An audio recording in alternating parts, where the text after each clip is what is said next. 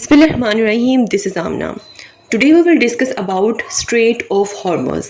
Already last lecture में मैंने आपके साथ डिस्कस किया था कि ईरान के पास डिफरेंट ऑप्शंस हैं जिनके पास जिसमें से एक ऑप्शन ये भी है कि ईरान स्ट्रेट ऑफ हॉर्मुज़ को बंद कर सकता है। ठीक है, इस वीडियो में हम लोग डिस्कस करेंगे कि क्या ईरान के पास इतनी अथॉरिटी है कि वो स्ट्रेट ऑफ हॉर्मुज़ को बंद कर सकता है और स्ट्रेट ऑफ हॉर्मुज़ है क्या।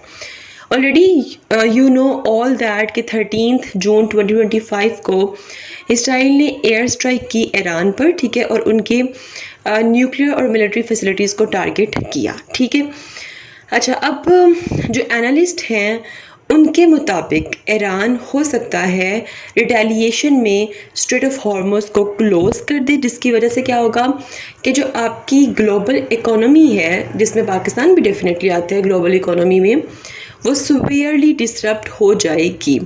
अगर मैं थोड़ी सी जियोपॉलिटिकल इंपॉर्टेंस आप लोगों के साथ डिस्कस करूँ स्ट्रेट ऑफ हॉर्मुज़ की, तो स्ट्रेट ऑफ हॉर्मुज़ एक बहुत इम्पॉर्टेंट स्ट्रेट है जो कि पर्शियन गल्फ़ और गल्फ़ ऑफ ओमान के दरमियान में एग्जिस्ट करती है। ठीक है, बेसिकली बहुत नैरो मैरीटाइम बॉर्डर है बिटवीन ईरान एंड ओमान, आप ये भी कह सकते हैं।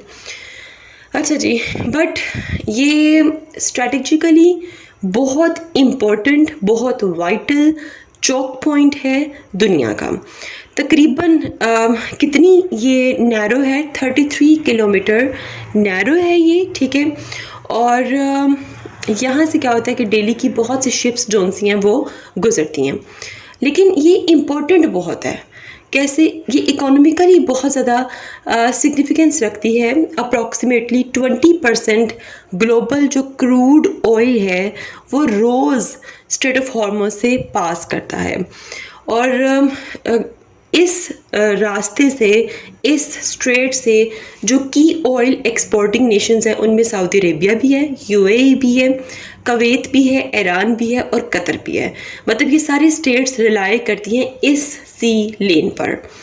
और कतर आपको पता है कि दुनिया का लार्जेस्ट एक्सपोर्टर है LNG का, मींस के लिक्विफाइड नेचुरल गैस का, और वो यही रूट यूज़ करता है अपनी LNG को एक्सपोर्ट करने में।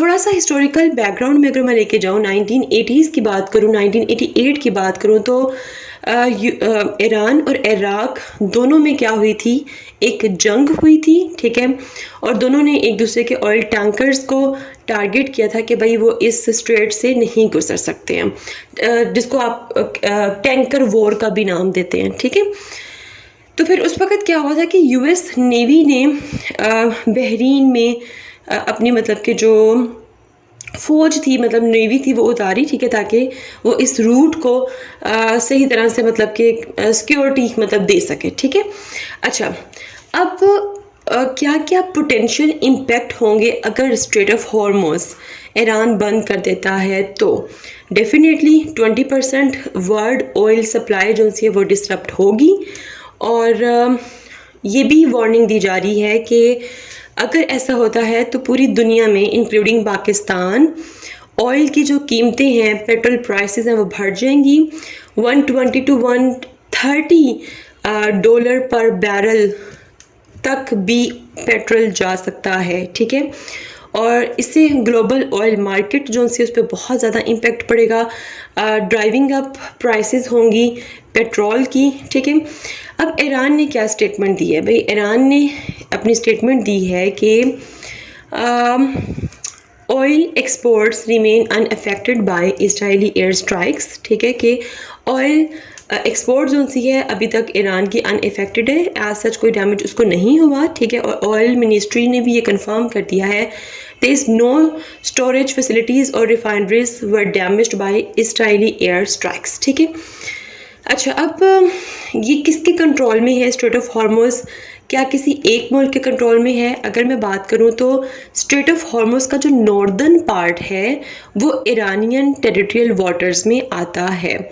ईरान जो सा है वो मतलब कि साउथ नॉर्दर्न पार्ट जो सा है स्ट्रेट ऑफ हॉर्मुज़ का, उसको मॉनिटर करता है अपनी Islamic revolutionary guard corps navy को यूज़ करते हुए।